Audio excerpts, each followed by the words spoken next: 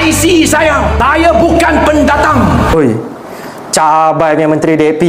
Lagi banyak kuat sembang Mengaku pun dah 4 generasi dulu dalam negara ni. Dah pegang IC berapa lama. Tapi sekolah nak asing-asing. Tak nak iktiraf pun bahasa Melayu sebagai bahasa rasmi. Sibuk nak iktiraf CJUSC. Tak kalut pun nak belajar sejarah Melayu. Sibuk nak belajar sejarah daripada Taiwan. Engkau dah lama duduk dalam negara ni, belajarlah bertutur bahasa Melayu dengan fasih, dengan lancar. Kau pergi ceramah pun ceramahlah dalam bahasa Melayu, bukan bahasa Mandarin. Kau sibuk je spin kenyataan daripada MB Sanusi. Kononnya dia cakap kau tu pendatang, dia halau kau balik negara asal. Apa yang MB Sanusi tu cakap betul lah, sejarah dia tu.